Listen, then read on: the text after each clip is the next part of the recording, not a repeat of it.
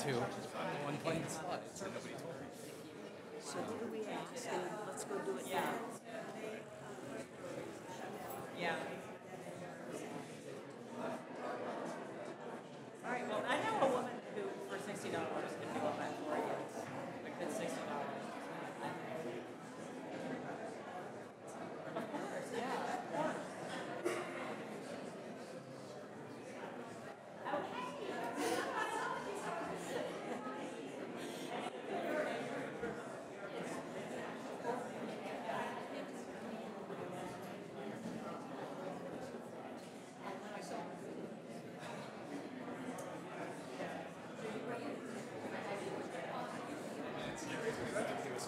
Okay, I can't see a thing going on, so you'll let me know.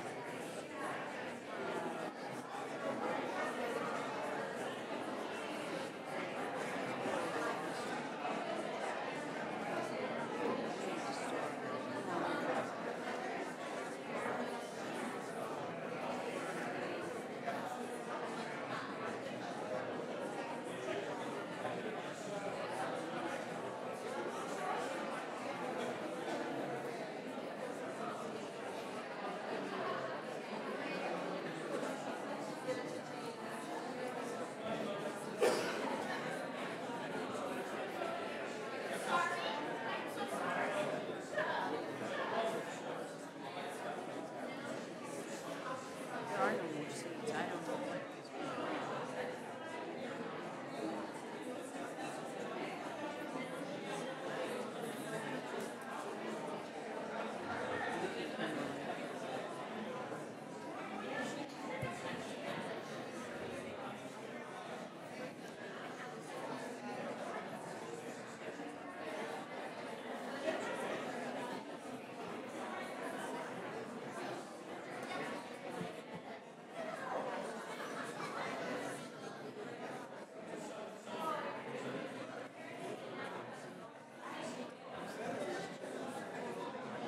Waiting for everyone to be in and then starting.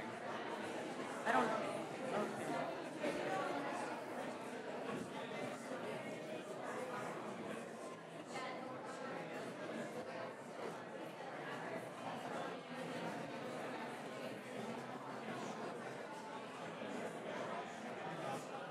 Okay. Okay. Good afternoon. Whoa.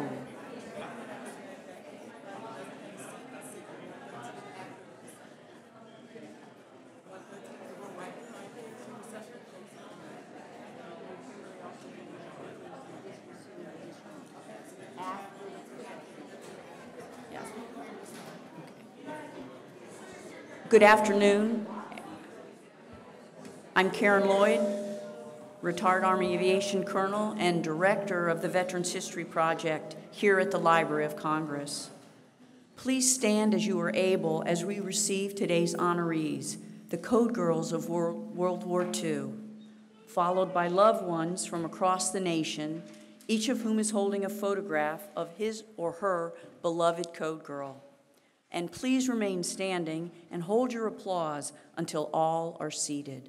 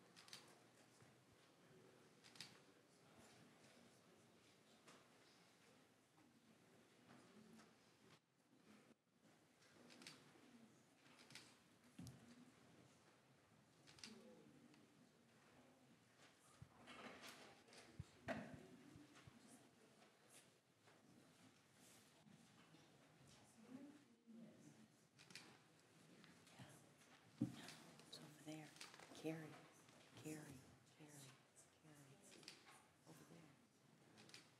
Carrie, Carrie, over there.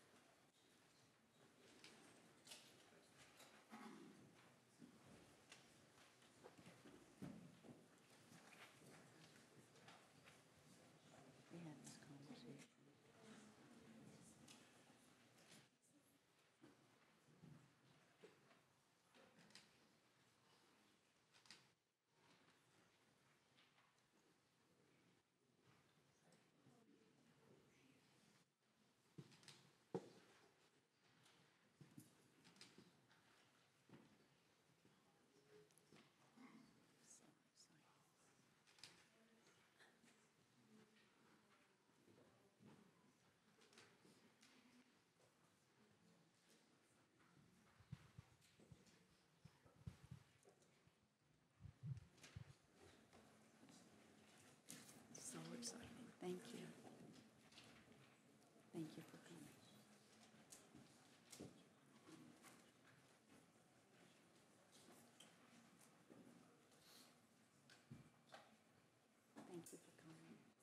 Thank you for coming. Thank you. Thank you for coming. Thank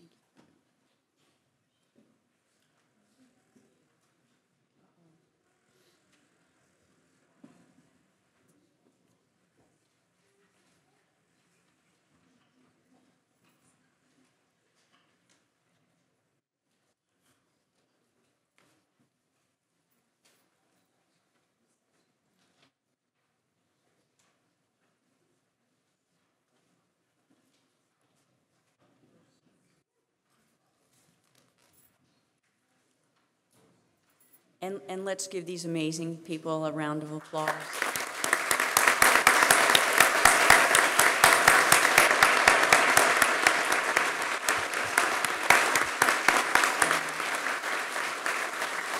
Thank you, and now please be seated. Thank you, and now please be seated. They're going to be putting some additional seating in this room, but there is also seating in the room that's just behind us, and it's going to be shown a live stream on video, so if you would care to move back there, you're more than welcome to do that. What an amazing and warm tribute to some very, very special trailblazers. On behalf of the Librarian of Congress, Dr. Carla Hayden, welcome to the Library of Congress. I'd also like to say welcome to everyone who chose to tune in today to witness this momentous event live on the Library of Congress's Facebook page or YouTube channel, with a special shout out to the more than 20,000 members of Nancy Tipton's college sorority, Kappa Kappa Gamma, from across the nation.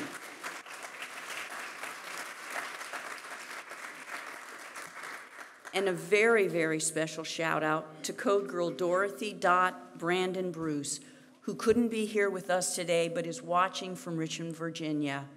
We miss you, Dot.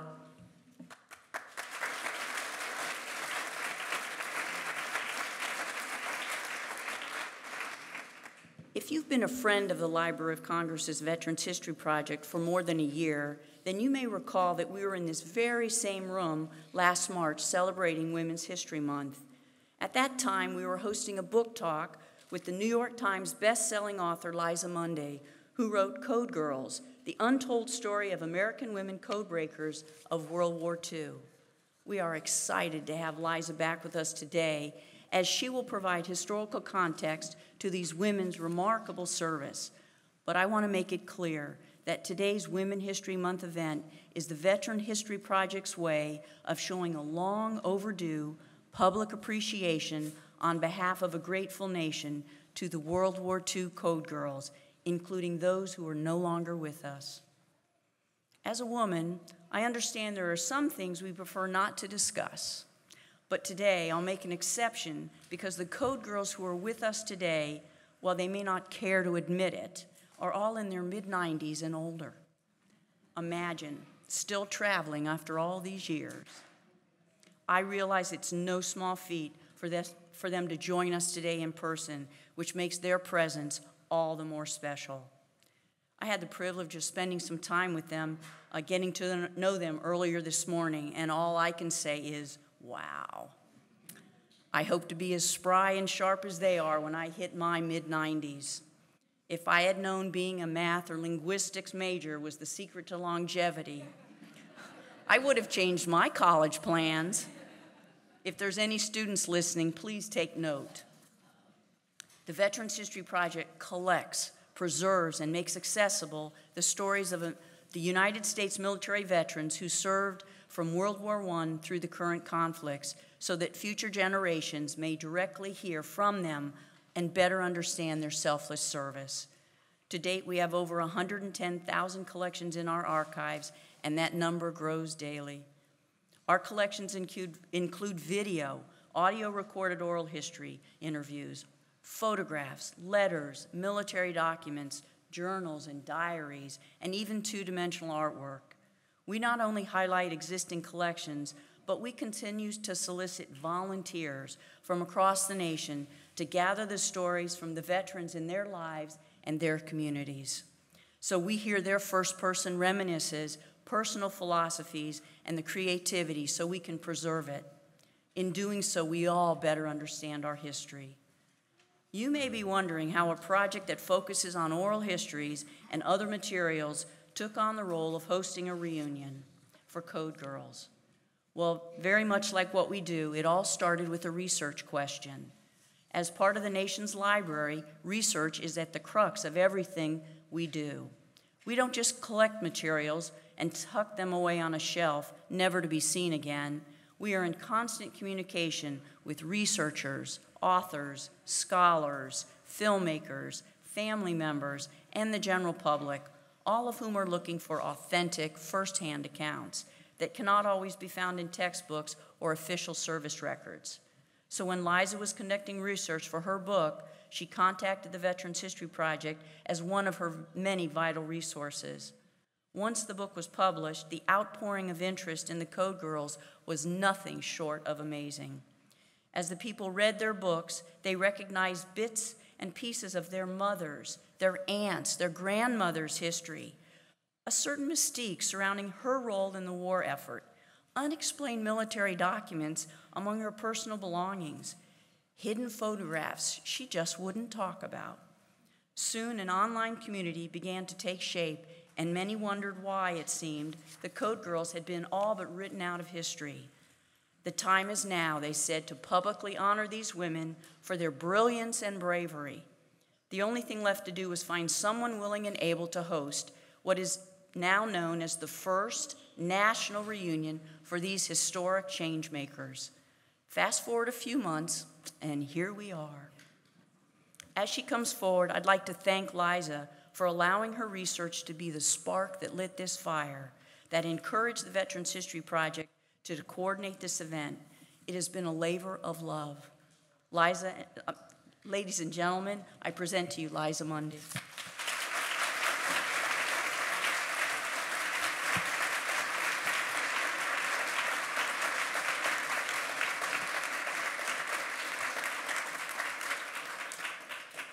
Thank you so much, Karen. Good morning, everybody, good afternoon, and happy Women's History Month. Recently, I was at dinner with a group of men and women, and it happened to be International Women's Day that day, and we were chatting about it, and the women present thanked the men for, giving us a day, and the men graciously told us that we were welcome. So with regard to months, I think it's good to have months devoted to special groups, but it would, of course, be nice if every month were everybody's History Month. And fortunately, great research institutions like the Library of Congress exist to make sure that that happens.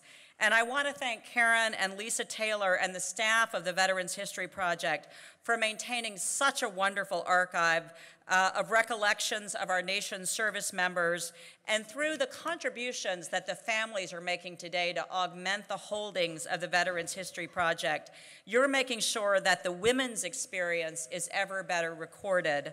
And I can assure you that your donation is in very good hands. When I was researching Code Girls, I was so grateful for the collection of military oral histories and other documents, and the knowledgeability and helpfulness of the staff at the Veterans History Project was incredible. It's not an exaggeration to say that it's thrilling to avail oneself of research in such a magnificent setting.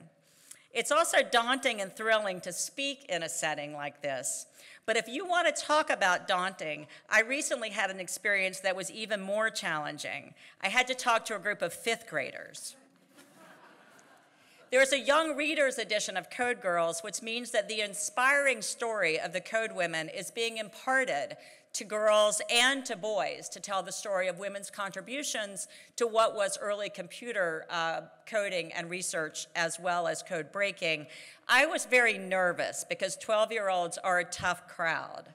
They don't necessarily have to listen or be polite, and I didn't have any gimmicks to keep them occupied. There had been a power outage that morning, and the power wasn't working, so I didn't have my PowerPoint, and I had to improvise. So in a bit of a panic, I asked how many of them had ever constructed some sort of secret language to communicate with a friend or another person. Something actually we were just talking about at lunch today before this event. Every hand in the room shot up. And when I asked them what sort of languages they had used, what sort of codes and ciphers they had created, there was an astonishing variety. Some of them had developed their own sign languages. Some were using fancy versions of Pig Latin. Some actually knew specific historical code and cipher systems like the Pigpen cipher, which involves a table that I don't personally understand. One girl said that she would put a Greek language template over her computer keyboard and send a message to a friend, and the friend would use Google Translate to decipher the message. And when I asked them if they ever used their phones to communicate with each other, they said, "We aren't allowed to have cell phones, we're fifth graders." And when I asked them what they were communicating, they were trying to conspire with friends to get their parents to do things like set up play dates. So I mention this because it got me thinking what I thought so many times during the course of writing this book about the fundamental human urge to communicate.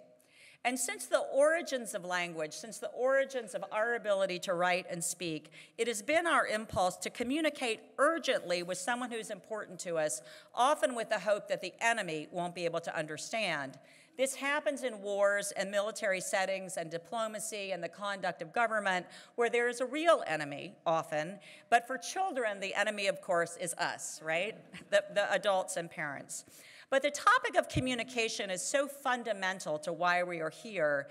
It is indeed a fundamental human urge. It's a necessity. It's of essence in wartime, as well as diplomacy. It's something that we have to do, both as people and as countries and government leaders.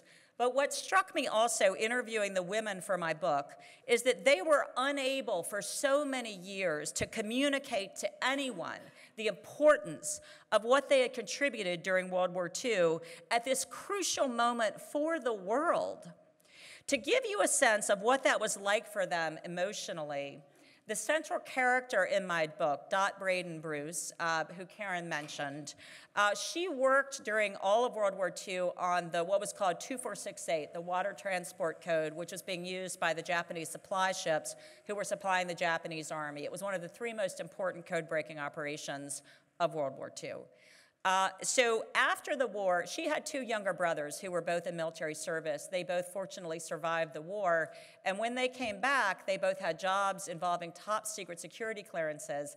And I learned after the book came out from one of her nephews that at family reunions, the brothers would get together and brag about their top secret security clearances. And Dot could never tell them that she had had a top secret security clearance as well during the war. And that's the kind of thing that the women had to put up with and live with. And I think many of them accepted it as what happens when you do intelligence work during wartime or at any other time. But the thing is that even after the story was declassified, most of them never realized this. Some of the women were told that it was okay to finally talk, but most of the women weren't. Many of them never told anybody what they did, never got credit for their work. And so when I was interviewing women, often I had to convince them, like we had to convince Dot that it was finally okay to tell her story. And it took us about a half an hour, and she finally said, well, what are they going to do, put me in prison if I... And I said, well, at your age, it'll probably be a nice prison. And she has a good sense of humor, so she liked that. But I did sense that the women were powerfully motivated to tell their stories and to finally get some credit for what they did. And I'll never forget when Janice Benario, a graduate of Goucher College who served in the U.S. Navy, I was interviewing her in an emergency room because she had broken her wrist the night before. And she said, I hope I live long enough to see your book published. And I'm very happy to say that she did, and that it was very meaningful for the women, I think, to have their achievements known and recognized. And it was very meaningful for me to be trusted with their story, to know that that they were communicating this secret to me, and that it was my responsibility to try to communicate their story accurately and well. I want to particularly thank Jim Bruce, who sat with me to persuade his mother to talk. That was the first interview that I conducted for my book, and it did signal to me that it would be possible, that it might be possible to find the women and persuade them to talk. I'd also like to thank Debbie Anderson, who unfortunately is not here today, but she has amassed a really impressive archive of women who worked in Dayton, Ohio, helping to build the machines that we would use to break the German Enigma ciphers. She conducted some reunions of those women who were in Dayton for a number of years, and I benefited enormously from her archives. And I also want to thank, there's so many family members here. I've emailed with you, I've talked to you on the phone, you've made your family records available to me, you've made oral histories available, memorabilia, scrapbooks. The women, they saved their restaurant menus, they saved their concert tickets in Washington. Every scrap of information that the women saved was useful for me in trying to convey what wartime Washington was like, where women, were living in the nation's capital and often living unchaperoned for the first time in their life. They all remember, when the liquor stores closed in D.C. versus Virginia. But I want to thank the family members who rightly recognize that your mothers and your grandmothers are national treasures, and who had kept this memorabilia and made it available to me for this attempt to communicate what the women contributed. All of this is a form of communication. It enables authors to communicate the tale and to tell it in a way, hopefully, that's vivid enough that people will want to read it. I worried sometimes that readers might disbelieve this story, given its magnitude. This is the story of more than 10,000 women who answered the nation's call to service as their brothers and boyfriends were getting on aircraft carriers and convoys out in the Pacific and Atlantic Ocean. These women left small towns. They were recruited as college seniors. They were called in and they were asked questions like, do you like crossword puzzles, and are you engaged to be married? Many of them were school teachers who signed up for the War Department not knowing even what the secret work was that they were going to be doing.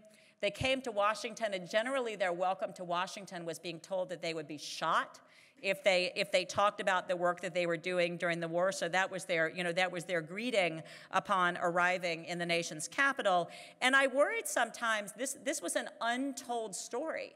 And I thought, are people really going to believe this? And if I can find women who will tell me their story and what they remember of it, I worried, how will I document this and how will I substantiate it?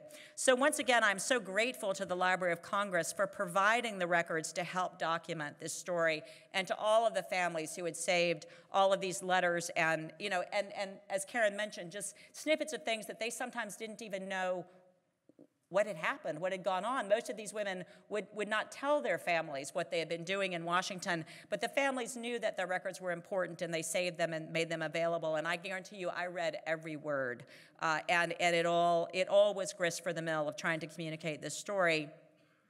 As I imagine most of you know, World War II was the tipping point for women joining the military. It was a big deal. When the waves were created, the U.S. Navy, women accepted for volunteer emergency service. The WWIIs were created, women joining the U.S. Army. There were women Marines. There were women flying transport planes. This was a tipping point. It was a big deal, right? Because this was total war. This was global war. The men had shipped out, and the nation was willing to be what we would today call inclusive, to tap the women, to send out emissaries to recruit women from colleges and from teachers' colleges. So women flew transport planes. They worked in air traffic towers. They received Morse code communications. They encoded our own U.S. military messages. They followed the men onto the beaches of Normandy after the D-Day landings and would run communications for the Allied forces as we were chasing the Germans through France and Belgium. And of course, they broke codes. And the military victories as a result of code breaking during World War II are too numerous to mention here. They include the great victory in the Battle of Midway, which is one of the most famous sea battles of all time. It was a turning point in the Pacific War, where we had been so terribly surprised at Pearl Harbor 6 months earlier. They include the breaking of the German Enigma cipher being used by the U-boats in the Atlantic. and the breaking of the water transport code being used by the ships supplying the Japanese army, as well as reading diplomatic communications that Japanese diplomats were sending from Europe back to Tokyo. We read every one of those messages thanks to a woman named Genevieve Grochin, who had had the key insight in September 1940 that allowed us to break that machine cipher. The kind of intelligence that we got from those communications, to give you one example, the Japanese diplomats were invited to tour the coast of France, Hitler's Atlantic Wall, which was his fortifications to repel an Allied invasion. They dutifully reported back to Tokyo on where the coast of France was well fortified and where it wasn't. So we knew when we were planning the D-Day landings that Normandy would be a better place to land than a spot like Calais. So that's the kind of intelligence and that's the kind of service that the women provided. After the war, there was no going back in terms of women's military services. And so again, on behalf of all researchers, I want to thank you for your donations today, because you're ensuring that researchers and authors will continue to be able to communicate this story to the American public, to fill out our understanding of our nation's history and the extent to which women have served in the military for more than half a century now. And, you know, it's important to fill out our understanding of American history and the many groups of people who have served the cause of freedom and contributed to the progress of our country. I just keep coming back to this theme of communications as so essential for the individual, right? We all have the need to communicate our own personal thoughts and stories, but for our understanding of ourselves. And I also want to say how inspired I was personally by the stories that these women communicated to me. There were many days when I felt overwhelmed by the task of understanding and writing the story of their service. And whenever I felt overwhelmed, I thought about the job they had to do during wartime, so emotionally stressful and so intellectually challenging, and the fact that lives were at stake and that they had to work as quickly as possible. And I felt so inspired by this, and I know now that readers feel the same way. And as a nation, it's helpful and heartening to read true stories of inspiring achievement. And the women in this audience, as well as those who couldn't be here, are a stirring example of that, to remind us of who we are and to recall us to our best selves. The thing that surprised me most was how many families of Code Girls I heard from after the book was published. Many of you are in the audience today. Many are serving in the diplomatic and intelligence communities. It's no exaggeration to say that the Code Girls, through your military service, not only helped in the war, you also established a tradition of military and public service in your own families. And so I just wanted to read from the afterword of the paperback some of the testimonials that I got from readers talking about their mothers and grandmothers and what they learned that they had never been told when, by women who just were not going to talk about it. My mother would never tell me what she did during the war, wrote Karen Scott Johnson, daughter of Anna Mae Barrett. Karen did know that her mother enlisted in the U.S. Navy as a member of the WWII, was a math whiz, and attained very high security clearances in her work. Code Girls, she wrote, offered her a window into what her mother's life entailed. Here's another one. I feel as though my life has been turned upside down, wrote Gail Simmons, provost of Hofstra University. Simmons knew that her mother, Barbara June Whitt, was in some fashion a Code Girl.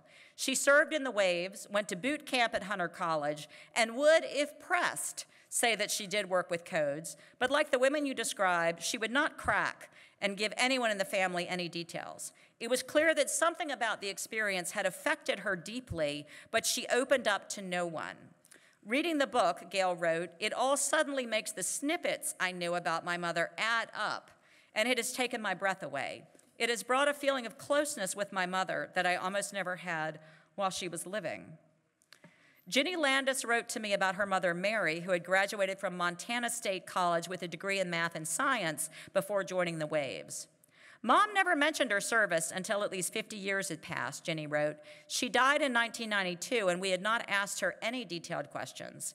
It is difficult to realize that our mother, a brilliant and incredible woman, was resigned to a life of housewifery post-World War II. Other memories were uplifting and sometimes funny. Norman Torkelson wrote to me about his mother, Jean Teresa Pugh. He recalled that once he was sitting in his parents' den with his parents and siblings watching a 60-minute segment about World War II. The show mentioned the Battle of Coral Sea and the code breaking that preceded that engagement. I guess I can now tell you what I did during the war, his mother abruptly said. Torkelson's father began explaining that their mom had been a secretary, when she interrupted him. No, Harold. I broke codes for the Navy, and my girls worked on and broke that code. She stood up and high-fived everybody in the room.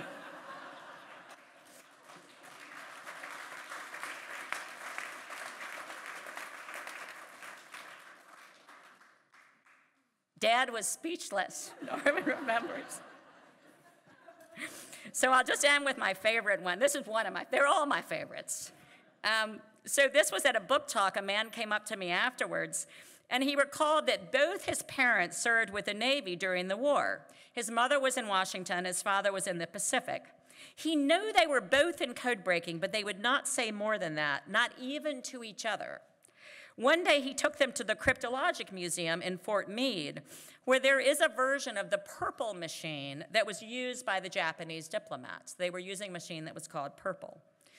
His mother was startled to see it. She had not realized even now that it's okay to acknowledge that it existed and that we broke it.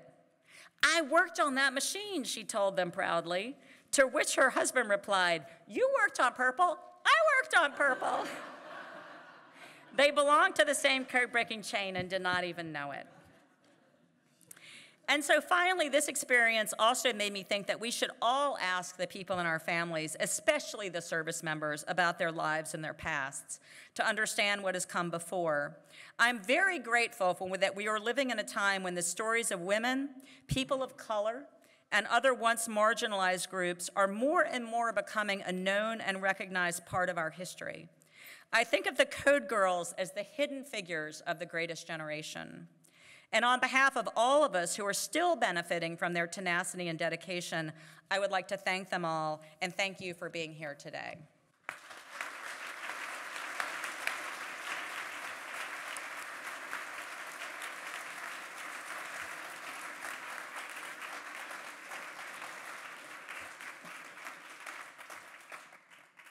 Thank you, Liza, for providing us that thorough historical overview of the Code Girls service. I absolutely loved it. Thank you.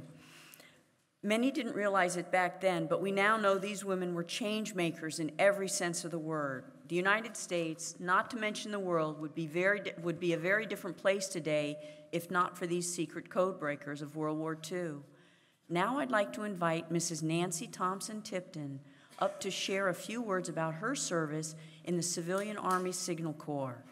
At 96, she's traveled here with her family all the way from Centennial, Colorado.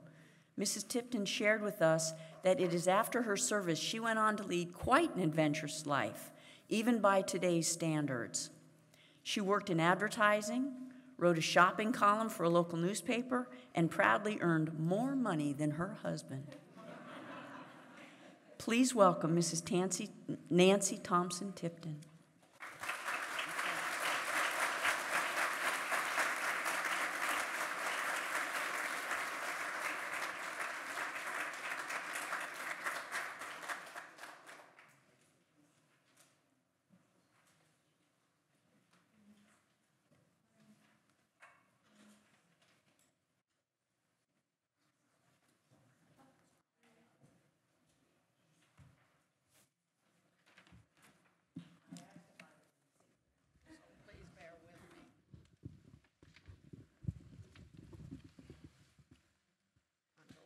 Be here with my fellow Code Girls and with you all.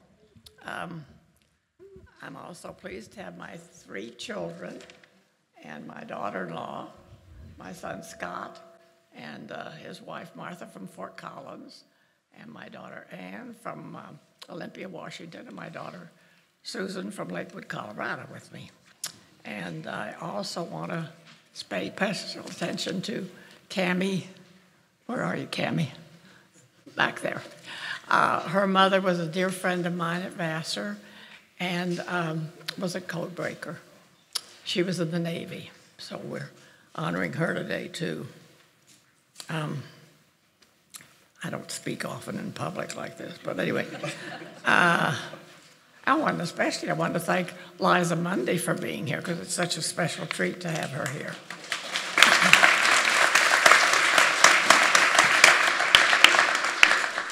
Now, you all know that our work was top secret, and I have a couple of stories to tell you about how top secret they were.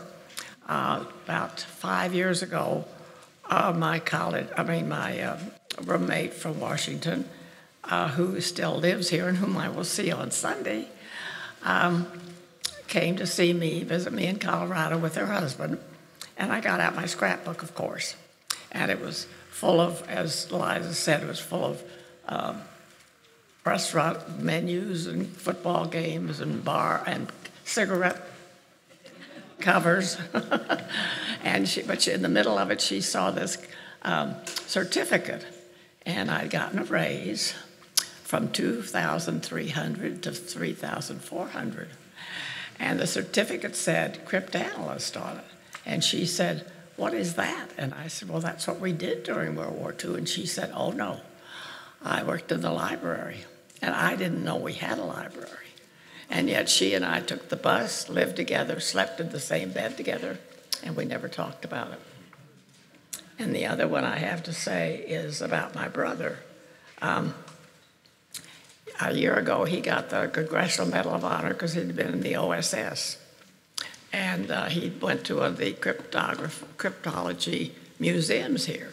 And he was really excited about all the machines. And so he told me, he said, "Oh, you saw all these different names and numbers and everything of machines." And I said, "I never saw a machine. I didn't know we had machines. You really just knew exactly what you were doing, and you were exposed to know what anybody else did." So anyway, but I do want to thank Lisa Taylor, too, for hosting this wonderful event. Thank you.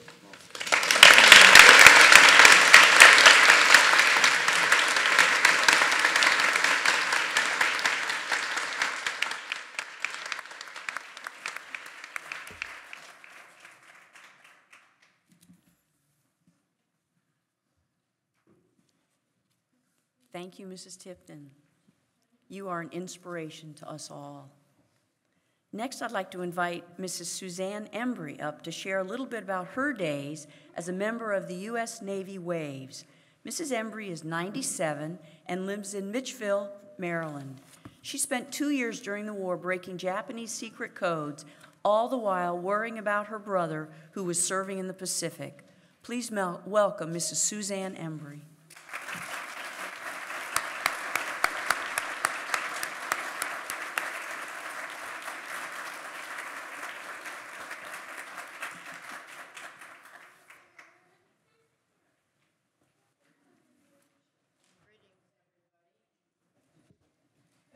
I'm very pleased that we are all able to come here today. I think one of the wonderful things about the Second World War was it helped not only us speak with each other, communicate with each other, but it also brought people from around the world together. And that's one of the things I'd like to mention particularly, because when the Japanese War was the only part of the war still being worked on after VE Day, the people at Bletchley Park who were in the Japanese hut were sent over here to work with us. And the person that I worked with, I don't remember if I told this to Liza, he was known as the Lend-Lease Jesus Christ.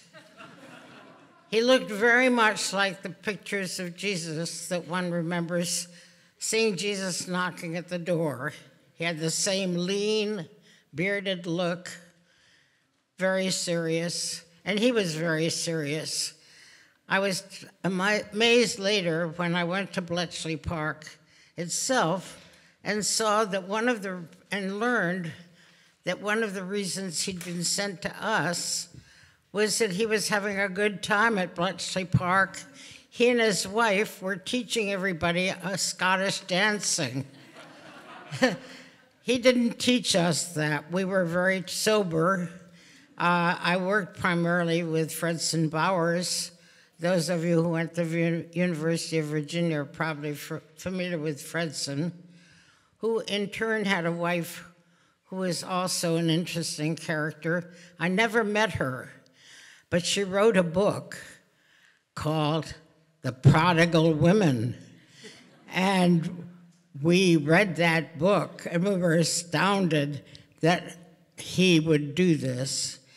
Well, this was part of the whole thing about being at the annex. It was the people who were there, the people working together. And I want to say that what impressed me the most from the very first day I went to work were the people who were the warrant officers and petty officers who helped me. And it was through them that I understood what being part of what the esprit de corps really meant. They were wonderful. And so I'm glad to have a chance to thank the yeoman efforts of all my colleagues. It was a wonderful opportunity to meet these wonderful people and to feel that we were part of a greater human family around the world. Thank you very much.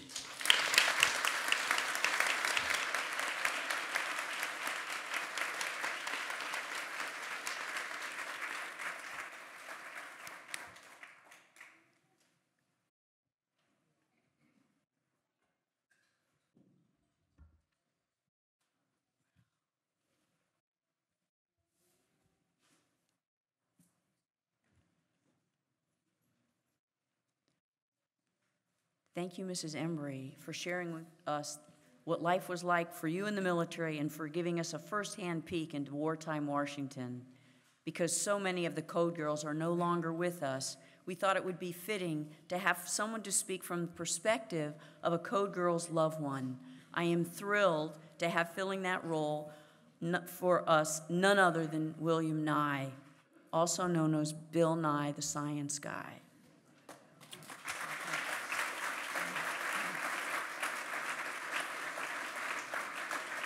Bill Nye is an American science educator, engineer, comedian, TV presenter, author, and inventor, with a mission to help people foster a scientifically literate society and to help people everywhere understand and appreciate the science that makes our world work. Making science entertaining and accessible is something Bill has been passionate about his entire life. His mother, Jacqueline Jenkins Nye, was a Code Girl and a member of the U.S. Navy Waves. She undoubtedly left a huge impression and thirst for knowledge on Bill and his siblings. Join me in welcoming to the podium Bill Nye, the Science Guy.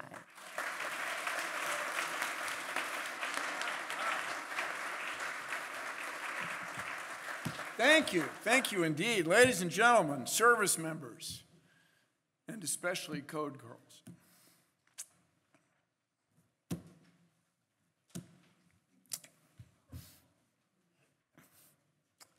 I'm sorry, you guys. I know I'm among friends, I think. Are there any enemies here? I'll be honest, you guys, I'm not objective about it. Women's History Month is a wonderful celebration. My great-grandmother marched in the suffragette parade on the 3rd of March, 1913, right here in Washington, D.C. 65 years later, my mother marched in the Equal Rights Amendment parade. My many friends and my beloved sister-in-law marched in the Women's Parade 2 years ago, and I cannot help but feel honored to address you today. Jackie Jenkins. Boy, I'm sorry, you guys. I'm not that sorry, doggone it, okay. She was a heck of a lady. Jackie Jenkins, later known as my mother, was a naval officer. Her many contributions to winning the war are very well known, of course. Actually, I'm kidding. Nobody knows what she did. Nobody has any idea.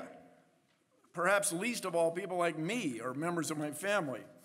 Peoples of my mother's age socialized by talking during cocktail parties and talking between their dances during big band shows. And through my whole life, from when I was a little kid, crawling over people's shoes at one of those cocktail parties, or as an adult, observing other older adults who were sitting for a change around a dinner table, whenever someone would ask, "Hey, what did you do during the war, Jackie?" she would laugh and say, "I can't talk about it. Can't talk about it." A few of you here may remember the reunion party the Navy threw at Fort Myer in 1992. 50 years, 50 freaking years after she and her fellow officers were recruited. And that morning and afternoon, once again, these women were asked.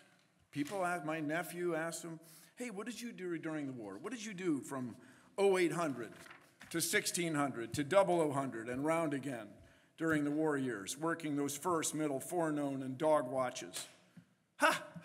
Can't talk about it. They still absolutely would not talk about it. There's certain regular English words they would not use because somehow the word overlap is did I say the wrong thing? Is somehow used in code breaking. It is generally agreed that decrypting the Nazi Enigma code shortened the war in Europe by a year and a half. It may have shortened the war in the Pacific theater twice that long. And they accomplished their mission in large part because they took their duty and their oath so seriously. And we owe the Code Girls so much. Thank you all very much indeed.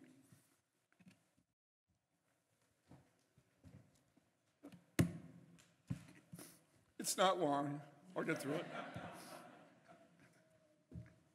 While my mother and her colleagues were breaking codes, my father had the misfortune to become a prisoner of war, captured from the tiny atoll called Wake Island in the Pacific Ocean. If you get a chance to be a prisoner of war, I wouldn't do it. I'd let it go. He managed to survive, though, all the hardships and captivity, and he returned and married my mom in December of 1945. They raised 3 of us, and then my mom went back to work full-time at the beginning of the modern women's rights movement. This is before the disco era. I remember very clearly a phone conversation she had with some account executive from the American Express Company. She slammed the phone down, and she used the D word. Damn was a risky usage for a woman in those days. She was furious because she was told that she would not be allowed to have her own credit card because she was Mrs. Nye, after all, and not worthy of credit on her own. And this even though she had earned a master's degree by then. Mom went on to get a doctorate here at George Washington University, and she kept winning ballroom dance competitions. See, the irony is ballroom dancing's fun. So here I am getting choked up. I apologize. But she was a very accomplished ballroom dancer, and she danced until almost the day she died several years ago. And she and my father are both, their ashes are both at Arlington National Cemetery. I hope we all celebrate the service of these women as part of our nation's effort to form a more perfect union. As a consequence of the war effort, women of this greatest generation were empowered like no generation before them. With their dedication and especially their intellect, the Allies were able to resolve a global crisis. We really cannot thank them enough. And today, I can't help but feel that the Code Girls were part of the larger story of the United States. They faced a worldwide crisis, and they resolved it. And as the son of Lieutenant Jenkins and later Dr. Jenkins Nye, she hyphenated her name. I believe strongly in using our intellect and treasure to resolve our global challenges facing us today. The framers of the Constitution of the United States, which has become a model for constitutional governments everywhere, included, and still includes, Article 1, Section 8, Clause 8, which refers to promoting the progress of science and useful arts. It's in the Constitution, people. Its intent is to motivate innovators and drive the economy by means of just laws. They knew that without the progress of science and the useful arts of engineering, our economy would falter. And this was in the 18th century. Without scientifically literate citizens, the United States, any country in fact, cannot compete in the world stage economically, let alone compete during a time of war. We must all take a few moments today to thank the women, the Code Girls, for their service and think about their legacy. This is a feature. Excuse me. I wonder how many of those documents. Okay. We must all take a few moments today to thank the women, the Code Girls, for their service and to think about their legacy. If they could resolve a global war in just 5 years, we certainly can provide clean water, renewable electricity, and access to global electronic information to people everywhere. To address the violence, extreme poverty, and climate change, we can and we must raise the standard of living of women and girls around the world. In the spirit of our code breakers, we can do it. I know we can, because we can see what these women did. Their legacy inspires us all. Thank you very much.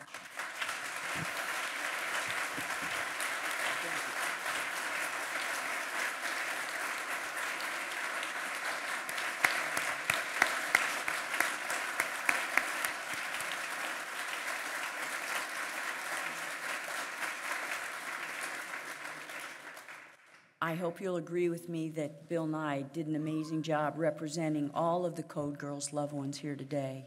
Thank you.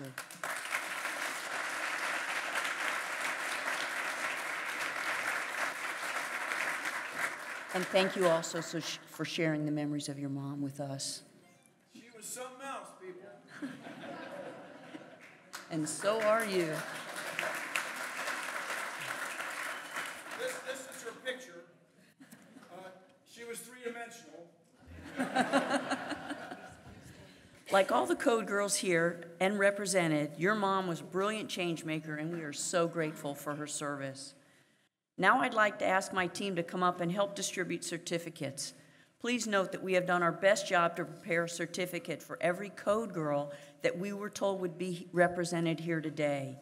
If you're here and your Code Girl's name is not called, please stop by the check-in table after the event and provide our staff your Code Girl's name as well as your name and mailing address, and we will make sure that we get a certificate to you as soon as possible.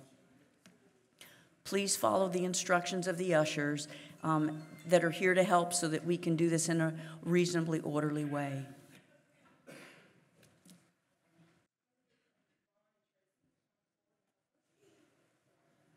Is this mic on? Okay. Yes. So Karen Lloyd is going to present the certificates to you as I call your names. So Karen, you can step a little closer to the center. No, they're not going to walk on the stage. We're fine. Okay, so we're going to have one row at a time to stand. That may be a little harder, but okay. So Nancy Thompson Tipton. Should go to her.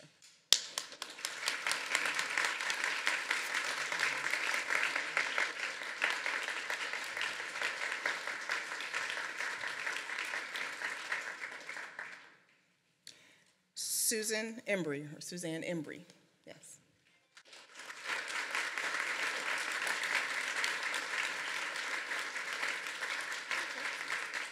Marjorie Fader.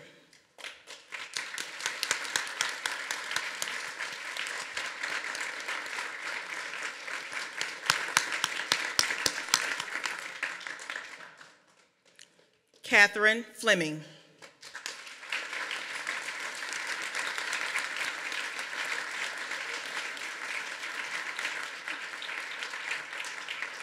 Betty Robarts.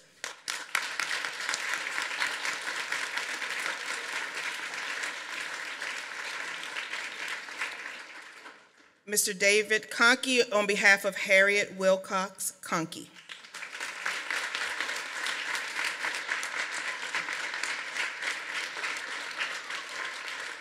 Joseph Berry on behalf of Carrie Berry.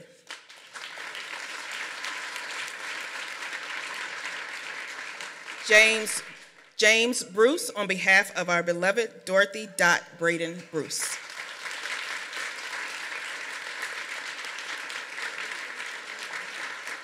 Sarah Cassidy on behalf of Evelyn Boyette White.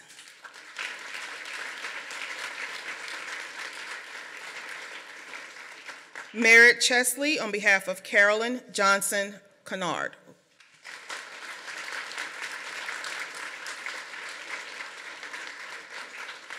Charles Clark on behalf of Cynthia Hyde Landry Clark.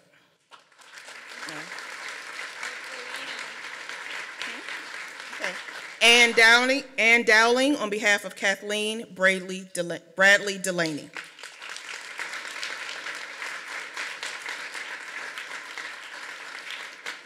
Agnes Fortune on behalf of Francine Elizabeth Fortune.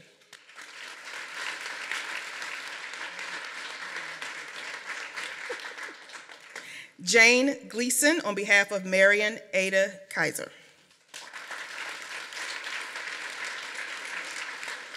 Mary Harrison on behalf of Gloria Templeman. William James Harton on behalf of Lila Aileen Howell. Karen Johnson on behalf of Anna Mae Barrett. Carolyn Kearns on behalf of Ruby Rowland. Esther Klajian on behalf of Martha Kevorkian.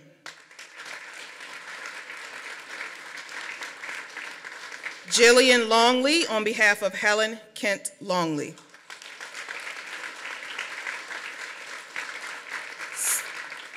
Stephanie Lowenhaupt on behalf of Jean Martin.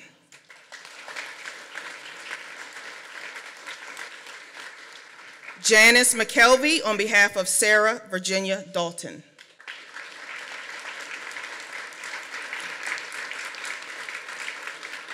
Carolyn Montague on behalf of Louise Allen.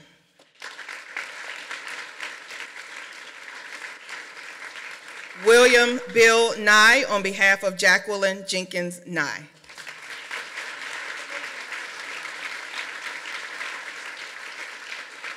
Ashley Page on behalf of Mary Virginia Turner.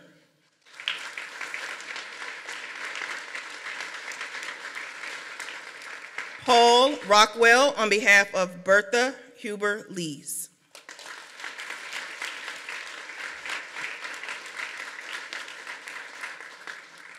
Mary Spiridopoulos on behalf of Jean Ann Gordon.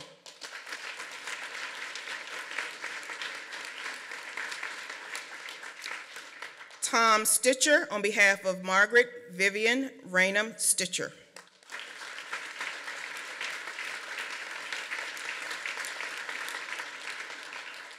Sally Sims Stokes, who wrote a wonderful guest blog post this week, on behalf of Jean Ashby Sims.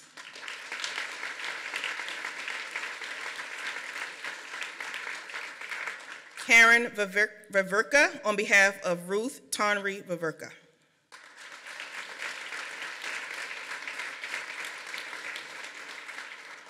Elizabeth Cam Stewart Weber on behalf of Elizabeth Bigelow Stewart.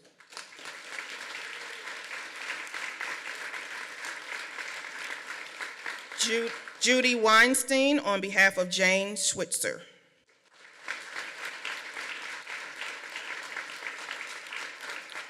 Carolyn Wells on behalf of Anne Maxwell Painter.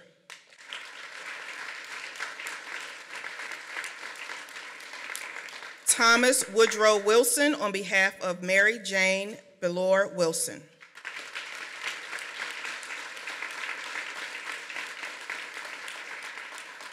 Kathleen Zielinski on behalf of Betty Ruth Stein Coyne.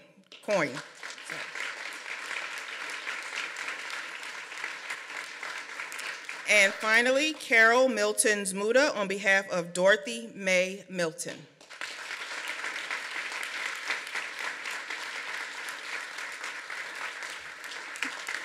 have one round of applause for all of our Code Girls represented today.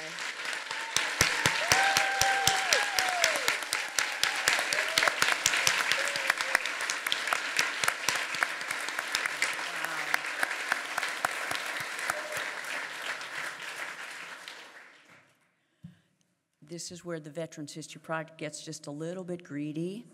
And if there are any family representatives here who would like to, whose code girl was a uniformed member of the military and would have brought any collections with them of original materials, we would like to have a bit of a donation ceremony if you have any. I understood there might be some. Bill?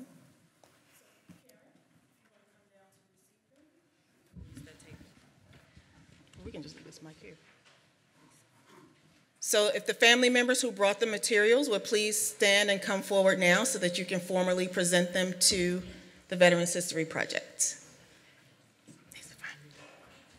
So we'll place them in here once they make the donation.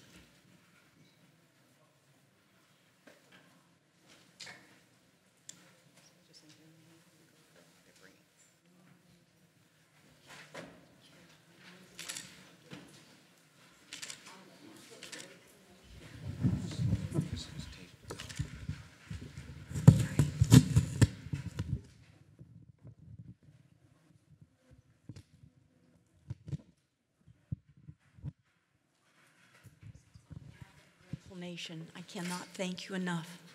Well, thank my mom. It's her obituary. I used to deliver the Washington Post, you guys. I was a Senators fan. And look, I'm fine. So here's her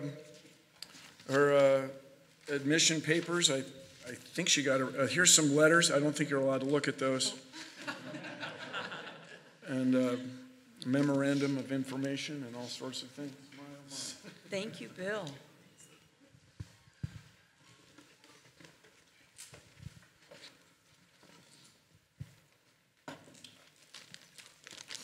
And this way. Thank you. I need your hand. I need your hand. The other one. Yes, I was in the military. On behalf of a grateful nation, thank you so Thank you very much for choosing to donate.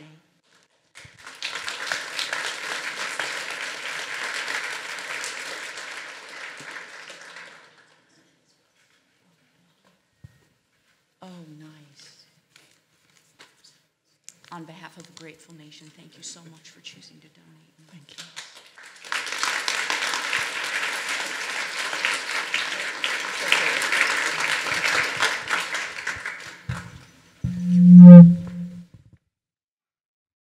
Thank those families so much. I understand how hard it is sometimes to give up those original documents, but as you heard from Liza, it really does pay forward. So I want to thank each of you.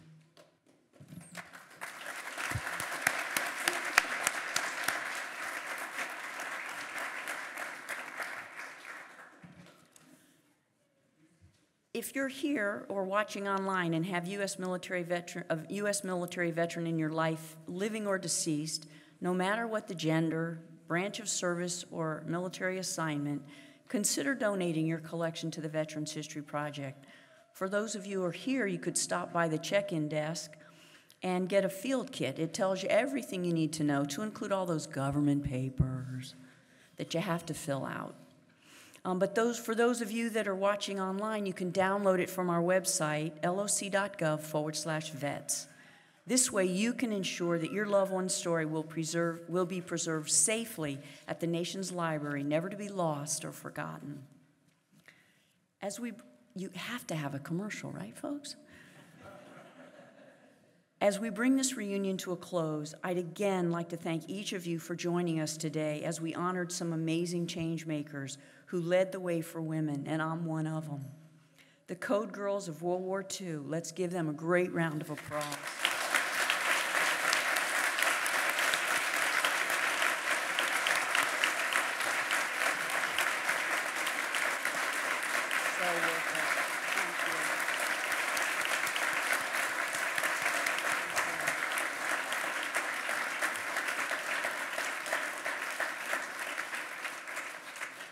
To our guest speakers, Liza Mundy, Nancy Tipton, Suzanne Embree, and Bill Nye, thank you for giving us an even deeper sense of awareness surrounding the important work of Code Girls and the major contributions they made to the course of the war, technology, code breaking, and what is now known as cybersecurity. We pledge to make sure their stories are never again at risk at being lost to history. I need to thank the library staff, especially Kimberly Crawford, Cheryl Kennedy, Yamil Forbes, Laura Turner, and Ken Wyatt for making all their extra efforts they did to make this go as smoothly as it has. Last, but certainly not least, a big thank you to the VHP team, led by Lisa Taylor, who proved to me today she is qualified to herd cats.